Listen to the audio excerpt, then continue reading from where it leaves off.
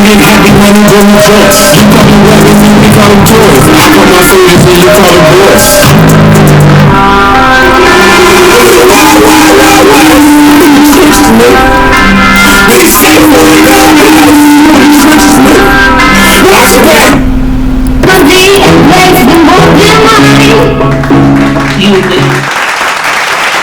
Is this thing live? Is this thing live? Is this thing on? God damn it, it's a motherfucking commercial. It must be. I hope it ain't on. But is this thing on? Welcome back, everybody. Welcome back to another week of I Can't Say That Productions presents Irresponsibly Correct. And I'm your Irresponsibly Correct host, Tonio. I hope everybody had a wonderful week. Hope everybody doing what they had to do. Hope everybody with their family. Speaking of family, everybody know I can't get this show started. I can't get this thing on the road until I give all my gratitude, all my honor, everything that I do. I give it to God, the universe, the higher power. I thank him, whatever you want to call it, no disrespect. I thank you for guiding me. I thank you for the knowledge. Open up pathways for me to go. I thank you so much. I thank my family, my wife, my son, mother, father, sisters, nieces, brothers, family. Trying to start a new legacy for everybody. And I thank you for being patient with me because I know I'm not the easiest person to deal with. I know I ain't, the easiest person to deal with. So I ain't gonna bash myself too much. But thank you, and I love y'all. Everything I do for y'all. And everybody know my brother, Derek Shredder. You already know, bro. Everything I do, everything I'm doing it for you, man. Gotta always remember that. Keep that in mind. I always gotta remember that, bro. I'm doing it for you. And as long as I'm alive, your name will always stay alive. And even when I'm long gone, man, our name's still gonna reign. 50, 100 years later down, it's a legacy. It's a legacy. But welcome back, everybody. Go ahead and get your wine poured up. Get your blunt rolled up. Get whatever you want to do, your cigar. Let's go ahead and get into some nice conversation. But here, Irresponsibly Correct, we talk about any and everything, and we say how we feel respectfully, but we say how we feel, say what it is, talk about topics everybody don't want to talk about. And if you're talking about it, you're not really saying it too much out loud, just in the confines of your house. But let's go ahead and put it on Jump Street and let's talk about it. That's why we here. Irresponsibly Correct, man. Go ahead and get your wine. Go ahead and get your liquor, get your blunt rolled up, and let's get into this, man. Let's go ahead, man.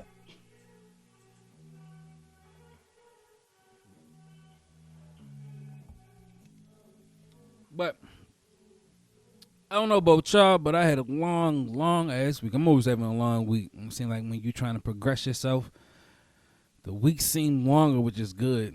I guess you have more time in the week to get things done. But throughout this week, I'm gonna go ahead and start this show off with a review. And everybody know that Coming to America had came out, I believe, on the 5th on Amazon Prime. Coming to America 2. You know what I'm saying? The second one is a reboot or a trilogy, whatever you call it. A sequel, a sequel of Coming to America. And of those who don't know who Coming to America is, please, this movie came out in 1988. Eddie Murphy, Arsenio Hall, and a beautiful cast. Is a wonderful movie, classic movie. If you didn't see it, go and see it. We got so many Netflix, Hulu, different networks where you can go see that. But before I get started on my review, if you did not see the movie, please press stop, fast forward about 5 to 10 minutes more into this video because I don't want to be a spoiler. But for everybody who's seen this movie, I'm going to go ahead and talk about it. And when I seen it the other night. When I seen it, before it came out, I had mixed feelings about it. I'm like, it's a classic. Don't bring it back out. Leave it there. We don't need it. But more and more, and I seen that, that it was going to be real and it was going to happen, I got more and more excited about it. You know what I'm saying? I didn't know which way the movie was going to go. I kind of figured that the father was going to pass. I kind of figured it had something to do with it. You know what I'm saying? If he didn't already pass, you know what I'm saying? I knew that had something to do with it, but the plot of the movie, I couldn't guess it. I couldn't guess that was going to happen and the different things that had happened. And I loved the movie. At first, I didn't really like it. As I was watching it, I guess because I was in my old school mode, and I'm like, man, this ain't got nothing to do with Coming to America first. It was a classic, and why would they do it over? But the more and more I watched the movie, the more I could appreciate it. You know, I can bring my son in it, which is 7, and we can watch this movie together.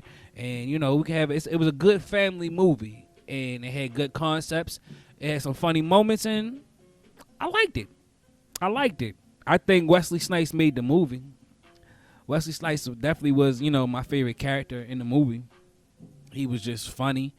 Seeing Rick Ross in there, you know, Rick Ross had a line. It was his house actually that they filmed the movie in. I thought that was a good, no, I guess a fun fact to have with the movie. But overall, the movie was good. As you start to watch the movie, you can kind of predict what was to happen. Like the son was going to marry Shorty. He was going to follow in his father's footsteps. R.I.P. to Eddie Murphy's mother, who played his mother in the movie. She was the only one that didn't come back. You know what I'm saying? She was the only one that didn't come back. She passed away, so, you know, R.I.P. to her. They definitely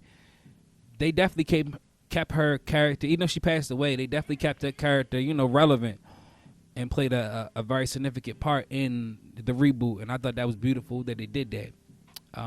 Not only that, everybody in the movie, because, you know, black don't crack, you know, everybody in the movie looked good. You know, everybody was getting up in age. This was made in, what, 1988? Oh, what, 31 years ago? So they was like, what, 20?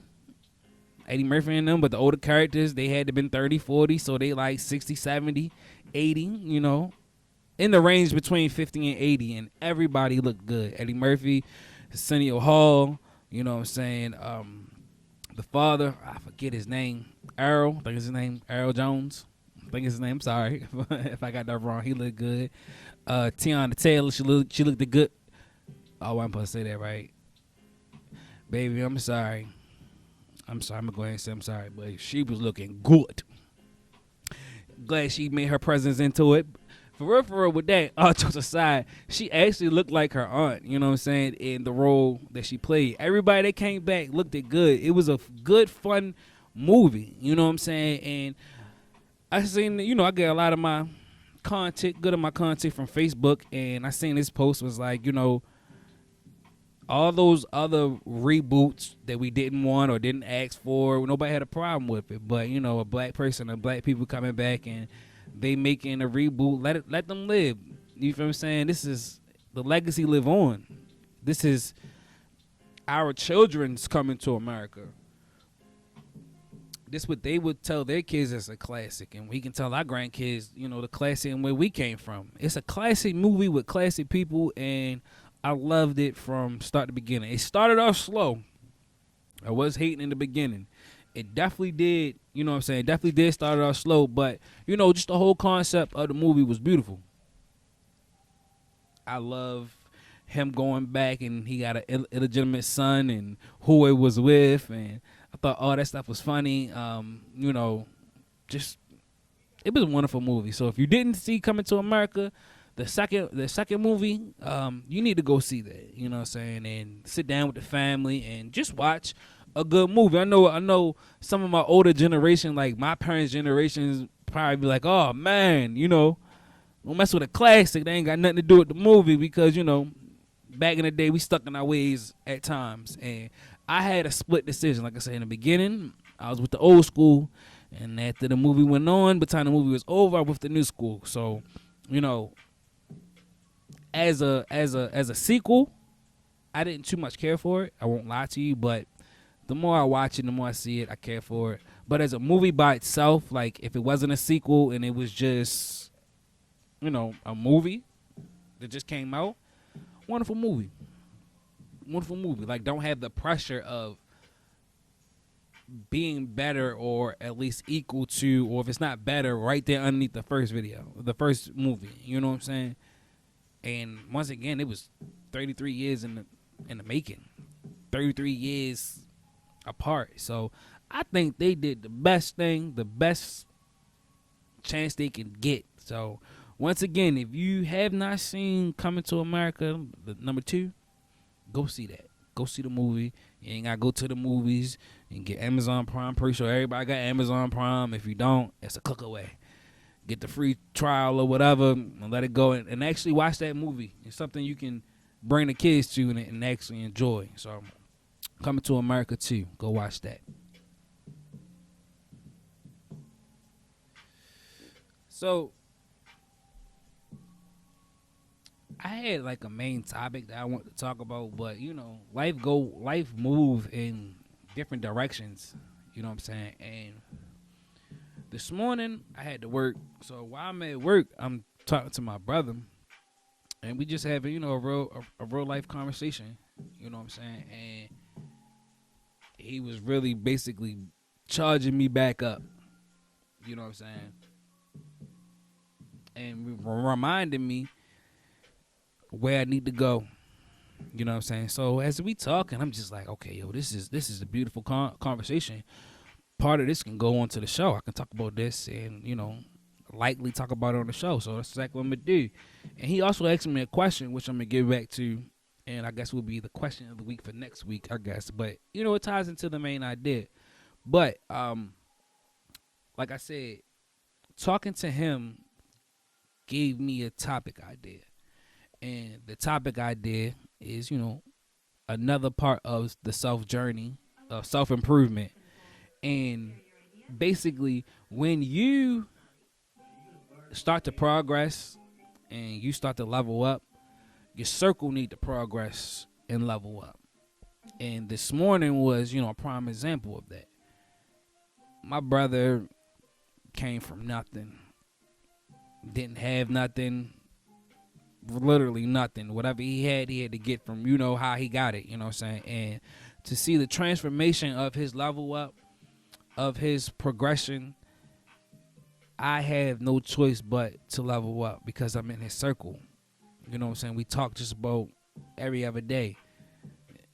And his level up forces my level up. And it's great to have those type of people around you. You need those type of people around you that's not going to just pat you on your back and say, oh, you did a good job, you tried, it's okay. You know what I'm saying? You need people in your corner, you need people in your circle that's going to be like, listen, I see what you're doing, but you need to step up even more. You know what I'm saying? And it's wonderful to have that type of people. So always remember, when you leveling up, your circle needs to level up. And if your circle's not leveling up, you continue to level up and a new circle will happen. And what it forces you to do, the people that was in your original circle, if they are made out of the same cloth or the same insides of you, they will automatically elevate with you. But it is your responsibility to make sure that you hold them accountable. I told him, I said, dang, I guess I was tripping. You know, he said to me, we don't got time. We can't afford to trip. That's maturity. We ain't got time to trip right now. We need to understand where we was and where we came from. Take that, learn from that, and move on to the next level. And I needed that because in this journey, you can become burnt out. Especially if you're doing it alone. You become burnt out mentally, physically, spiritually. You can become burnt out. And you need people in your corner that's going to help pick you up when you sit down. They probably let you sit down. Okay, you sit down long enough. I need you to be on this level. This is where we at. This is where we going. This is where we need to be. So that's just a small little segment that I want to talk about real quick. When you leveling up, your circle need to level up. Or leave that circle. Or come back to that circle. When you going to the next level, you need to surround yourself with people that's already on that level or about to leave that level. Because it opens up your psyche of mind, your mindset. Every day I work with my boss, and I know he really don't like it, but he's the owner of his company. So I'm talking to, I have a front row seat talking to an owner and the daily ins and out of an owner. Now I'm exposed to the responsibility of being an owner. I work with the best of them. I don't learn from Mexicans, Jamaicans, whites, blacks. I can work my ass off. I'm a worker. Well, I was a worker. Now I need to be on my boss shit. And just because you're a boss, people gonna think, oh, he not gonna get his hands dirty. One thing I can respect about my boss is that when it's time to get down and dirty, he gonna roll his sleeves up too and pop them floors and bust them walls exactly right there with me. He gonna tell me, sit down, let me show you. I got 20 years of experience of this. Just because he's a boss don't mean that he can't work. Just because you a worker don't mean you can't surround yourself around bosses. They're going to expose you to different things. They're going to open your world up to different avenues that you never thought was possible. Like I said, I talk to my boss every day. I was talking about a trip I wanted to take with me and my wife, going down to Florida, and then we're going to take a plane someplace, you know what I'm saying? I said, well, I'm about to drive. I want to drive. And he's looking at me, why are you driving? Why are you driving? Well, why are you driving? I'm from Baltimore. To get to Florida, it's going to take, 16 hours? Well, by the time you get to Virginia, I'll be in Florida already. It's the psyche. It's the mentality. Where I can pay the gas money that you was going to drive, hop on a plane and get there faster and enjoy my time. My mindset was, I'm just happy that I'm going. I'm just happy that, I can travel to Miami. Not, let me get there as fast as possible and enjoy my time. So when you leveling up, you need to not just level yourself up, you need to level your surroundings up. You need to get around people that's going to take you to the next level. You need to get around people that's going to expose you to the things that you probably never would have been exposed to. Don't think you still can't, talk to your old circle, chill. But their purpose has been served. And you got to have different friends for different things. Everybody's not your business partner. Everybody's not your drinking partner. Everybody's not going to smoke with you. Everybody's not going to talk about stocks and bonds and mutual funds. Once you understand who your friends are or what your circle is and what each person's job is in your life, it make it much more easier. You know what I'm saying? So that was my little gem or my little tip just now. You know what I'm saying? Just off a conversation I had with my brother. When you involving and you stepping your game up, your circle need to step up too or change your circle. And you got to hold everybody accountable. What we did in the past is no longer acceptable. We are in a different time zone. We're in a different time frame. So you have to hold everybody accountable. You have to hold each other accountable. It just has to be done. You know what I'm saying? Just, have to be done. But as I'm still talking to my brother, he posed a question. And he asked me a question, which I want to bring him on the show next week. So hopefully I can bring him on the show next week and we can discuss this further. But in the time being now, I'm going to just talk about it just a little bit because it wasn't really the question that struck my attention. It was his answer behind it. So I'm not really going to tell his answer, but I'm going to just strike the question real quick. And his question was, what is love?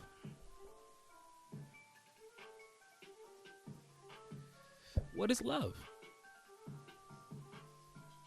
What is love? He get to talking. I'm listening to him. And I'm just like, dang, you taking it to a whole nother level. I need to bring you on the show. So when he asked me what is love, everybody know off back. Love is an action word. Love is action. But is it just action? Love is a feeling. But is it just a feeling? Love is everything. Love is everything. Love is life and life is love. Love life. Life loves love. And that's just a basic question, but it's a strong question. Like, what is love? When you tell somebody that I love you, or you say I love this, what are you truly saying? I think we take that word for granted. Like, bad granted. Like, really, like, we just toss that word around like it is nothing. We just toss the word around like clothes. And even in this moment right now, I'm still trying to think in my mind, like, yo, what is love? When I tell my wife that I love her, when I tell my kids that I love them, what am I really saying? Because a lot of times when somebody tells you that they love you, it normally got something to do with something that you done or something that they do.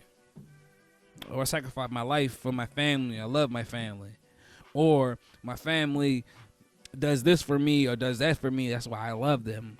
Is love just measured in actions, or what somebody could do for you, or what you could do for what you have done for somebody else? Like, what is the measuring stick for love?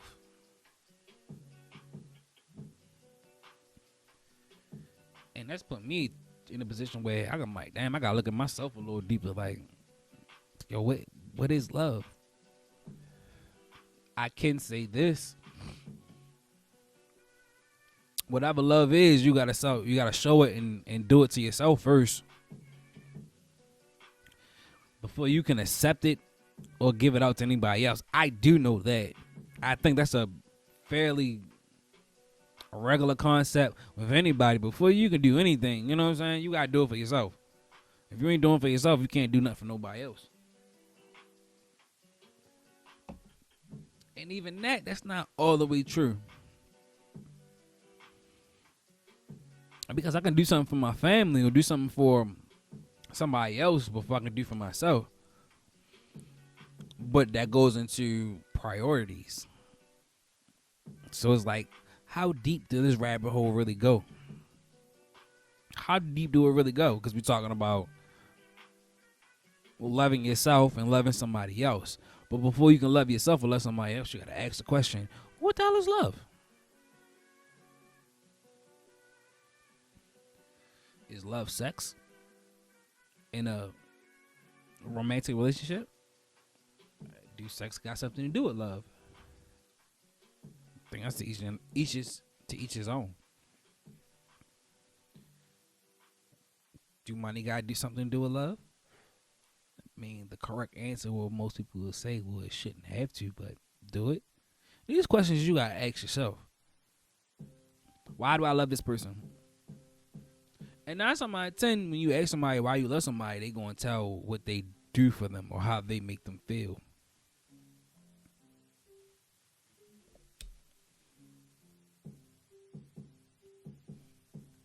Love is supposed to be the ultimate feeling that we have. I ain't going to get too much into it because I can't wait for my brother to come on there and explain that more. You know what I'm saying? We're supposed to express everything through love. Things that we perceive bad, we're supposed to look at it through love. Things that we perceive good is love. Awkward, love. Everything is supposed to be with love. Love, love, and more love. So, what is it? I think love is life. Without love, you have no life. And I'm not saying, a spouse or a girlfriend or a boyfriend. I'm just talking about regular love. If you don't have regular love in your life, I'm not sure too much what you have. You know what I'm saying? But that's a question I want everybody to think about throughout this whole week. What is love? What is love? Because as you can see right now, I'm a little stumped. I don't know that answer right now. But what the hell is love? You know what I'm saying? What is love?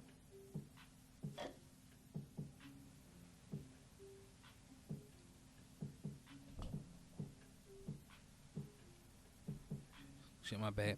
But also going into my week, you know what I'm saying? Like I said, a lot of times I get my topics from Facebook and different Facebook posts or Instagram posts that I seen, and it was one question that was asked that I thought that was particularly, interesting, and I would like to hear everybody, voice their opinion on it. And the question was, should you live with your spouse, your girlfriend or boyfriend, before you get married?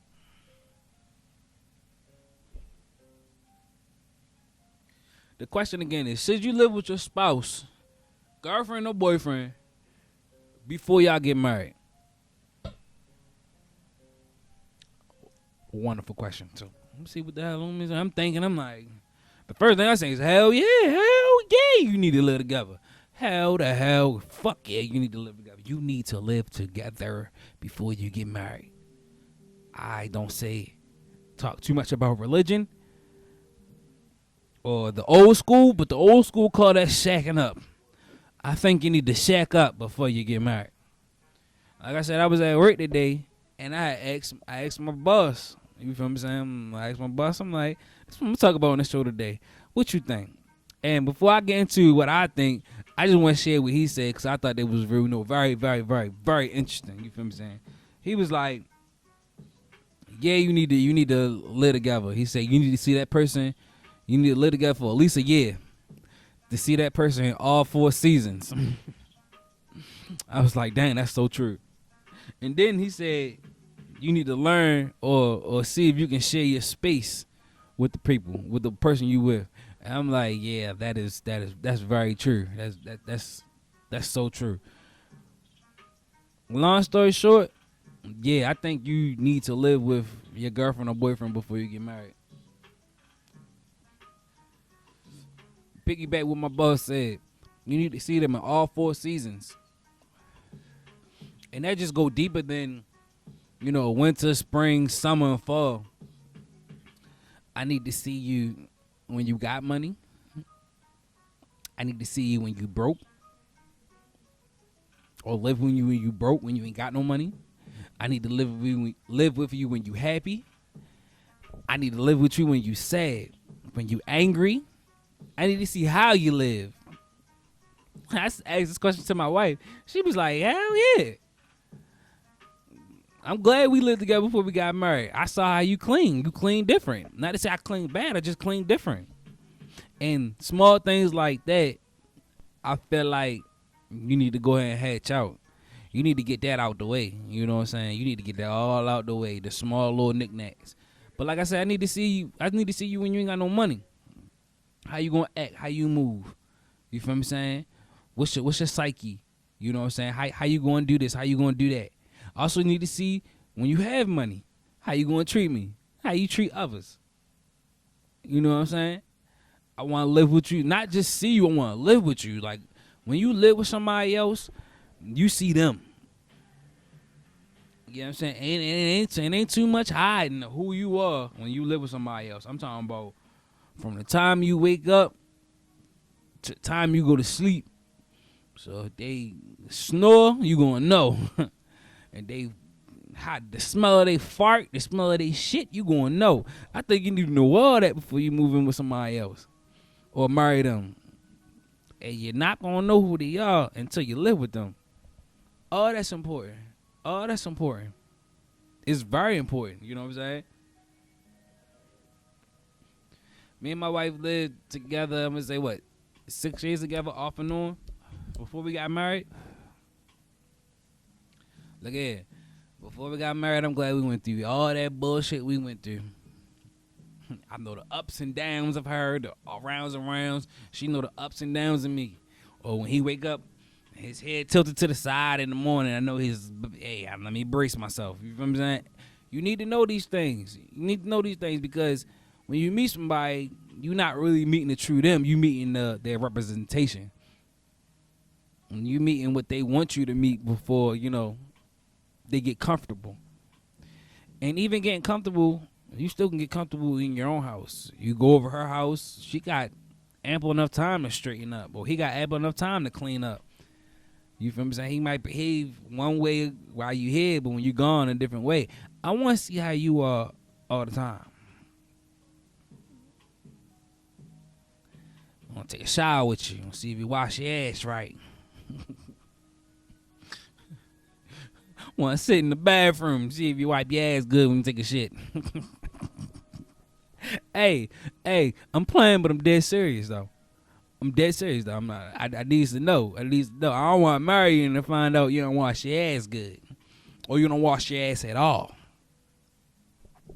I don't want to marry you and then be like, damn, I'm married and see that you're dirty.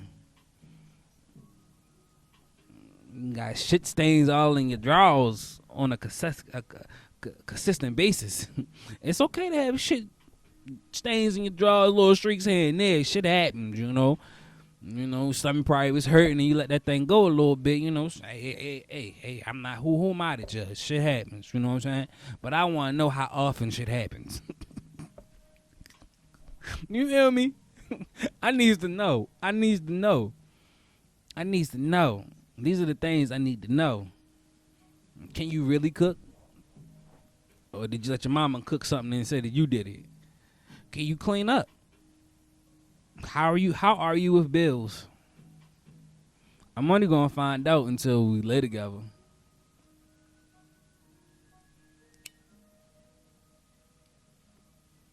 Can I share my space with you?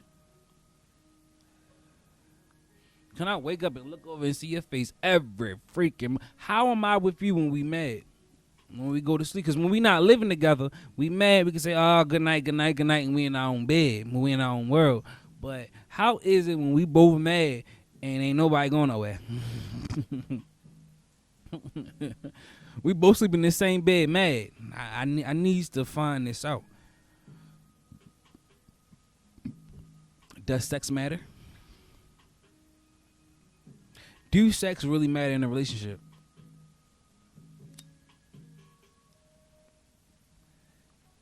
Hell yes it do. I think anybody be lying if they say that sex don't matter. I think you're there. I think they nah. Not I think. I know you lying. Do sex matter before you get married? Hell yeah, it matter. Everything about sex. Every single thing about sex. It matters. Yeah, it matters. Yes, it do. Yes, it do.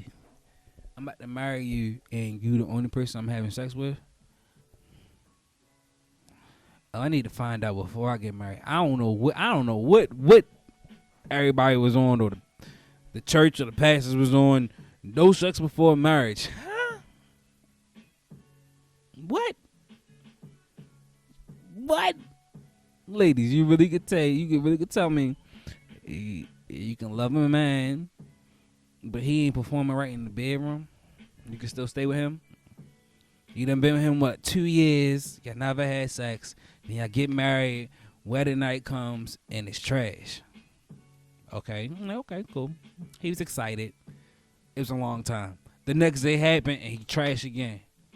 The next day, he trashed again. Not even the next day, months, years. You telling me you can stay there? Fellas, hey, you pulling all the nasty things out the bag. You telling me you be able to stay there? You telling me sex don't matter? And I mean all phases of sex. Oral sex is a part of sex. Oh, you telling me now oral sex matter? Yeah. And when you live with somebody, you can see the attraction day in and day out if you gonna have sex with them day in and day out. You see how they take care of themselves. You see the ins and out of that person. Can I share my space with you? Can I get up, go to work, come back, you right there. Go to the bathroom, you right there. Go in the kitchen, you right there. Go in the other room, you right there. And you know, everybody about energies and vibes and all that stuff. Do you disturb my peace, my vibe? Can we mesh in the same area even if we're not saying anything? I think the answer to that question is hell yeah. You need to live with whoever you with. I don't got the time limit of how long you should live with them. I don't know, but you need to know. You need to know. People change. You gonna grow. You gonna elevate. But you need to know where they at before you say, okay, I'm willing to grow with you. I'm willing to build with you. I'm willing to take where we at, put it together, and make something else, make more, and duplicate and multiply. I ain't just gonna multiply on anybody. You just, let's say you get married. You know, like I said, she don't wash her ass, she don't clean, and she can't have sex. Are you telling me that you're staying in? Are those the main things that you worry about? No, but a major factor. Yeah, of course. And another thing that I think you should do before you get married. Two things I'm gonna say. The first one, you need to have a bucket list of places you need to go, things you want to do on a personal level. You know what I'm saying? If you want to go to Africa, you want to go to Europe, you want to go to Japan, you need to do that before you get married. Before you start having kids. You want to have sex with a bunch of men and women, get that out, get it, do it. You need to do everything on your bucket list. You want to go skinny dipping, skydiving, and do all that shit before you get married. All of it. Why do that? Why do that? You need to do that because if you ain't got the right partner, you might not get to it. You need to go ahead and get that out of the way. You need to go ahead and have your travel. That's one thing. I'm glad my wife wanted to travel. Cause she didn't. I'd have been heartbroken because I ain't travel in my 20s. I ain't travel before I got married. I ain't stayed. I went further south. Further south I went was Florida. The furthest north I went was New York. I stayed on the East Coast. Travel. Do some boys trips, some girls trips. Get out there, see the world before you get married. Another thing you need to do is you need to take your notes. You need to meet the family. You need to know the family history before we get into a marriage, because most likely we become our parents. So when you meet somebody and you see their parents, you most likely can detect what you're getting yourself into. I'm pretty sure my wife met my father, she'd have understood that, you know, I'm military. I could be real military. This gotta be done at this time, that gotta be done this time. I could be real strict. You feel what I'm saying? I could be real hands-on. I unconsciously turned into my dad. Even my mom. I got my mom trained. You need to learn their family before you get married.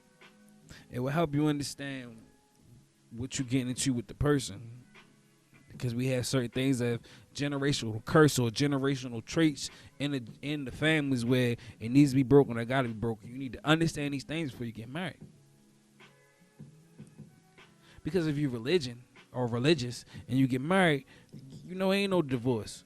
And for real, I don't understand these multiple past two marriages. I ain't speaking bad on my marriage, but if this marriage don't work, I probably got one more in me.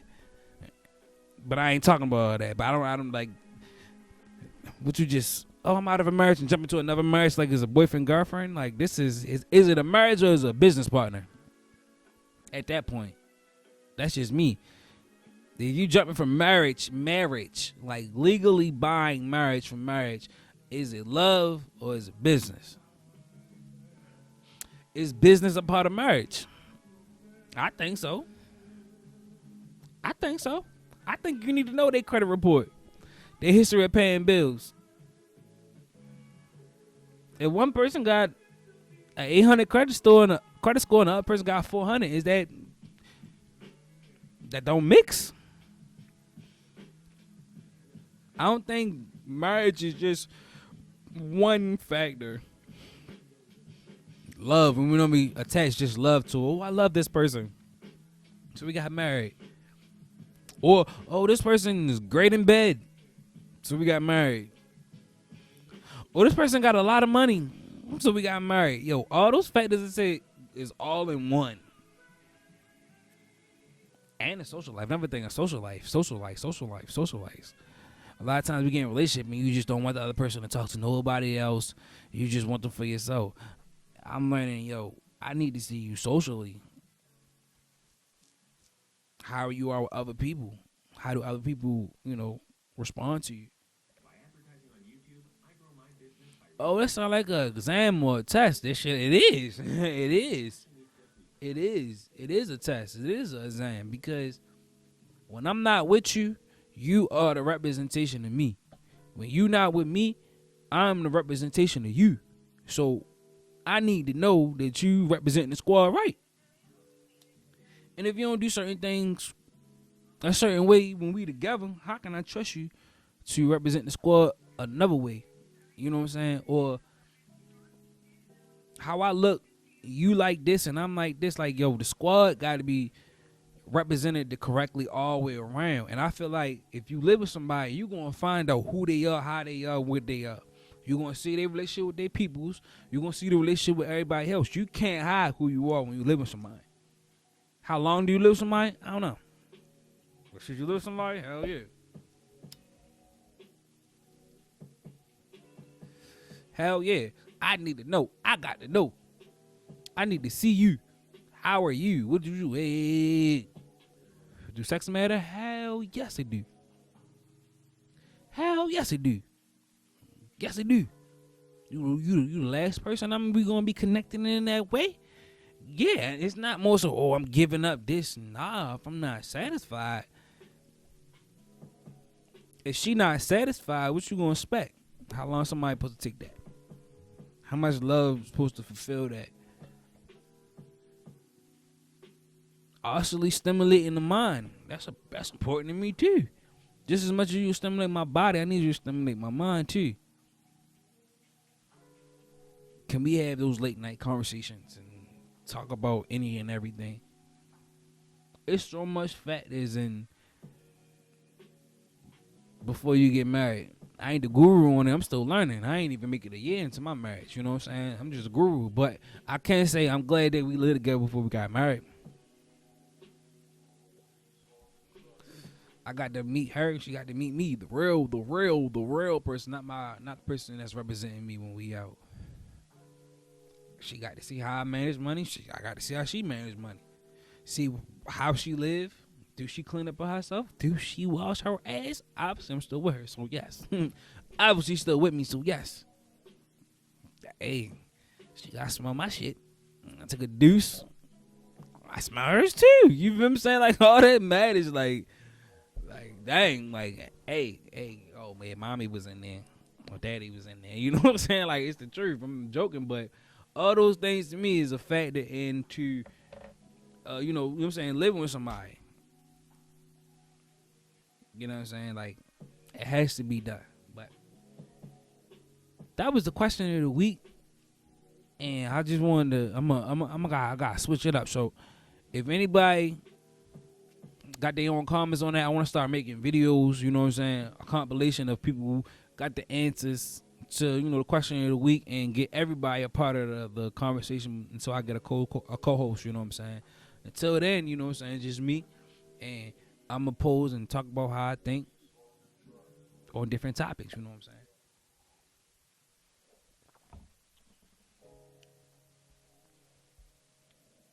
With that being said, it's Sunday. The All-Star game about to come on. I'm going to go ahead and wrap this up because I'm trying to get with that All-Star game. Trying to see what that's all about. Oh.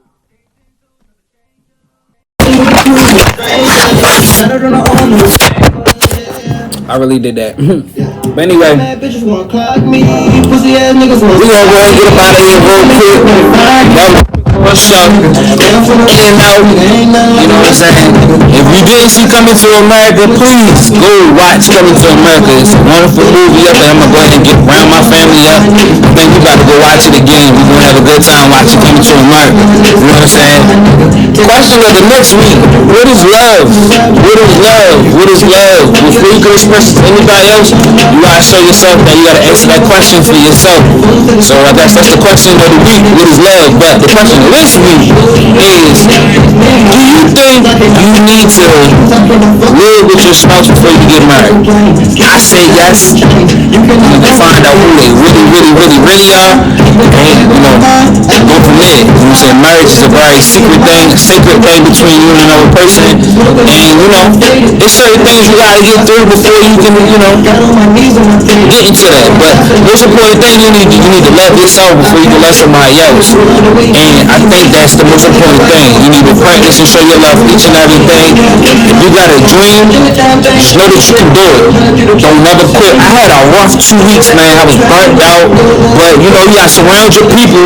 When you leveling up, you gotta surround yourself with people that's leveling up, or it's on the level that's there, so they can pick you up each and every time. You know what I'm saying? But nevertheless, I can't say that production presents Irresponsibly Correct. I'm your Irresponsibly Correct host, Tonio. Until next week, man, we're gonna keep grinding, we're gonna keep living, we're gonna keep loving, man. And next time, y'all. Until next time. Love, man.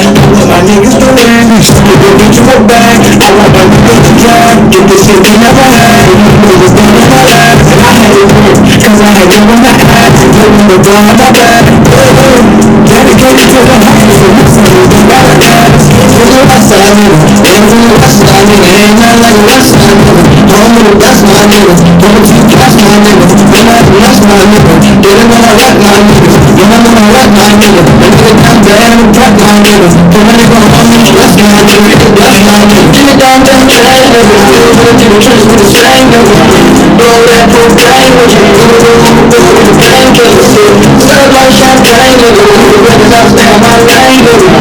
I'm doing my thing, it's time to do my thing.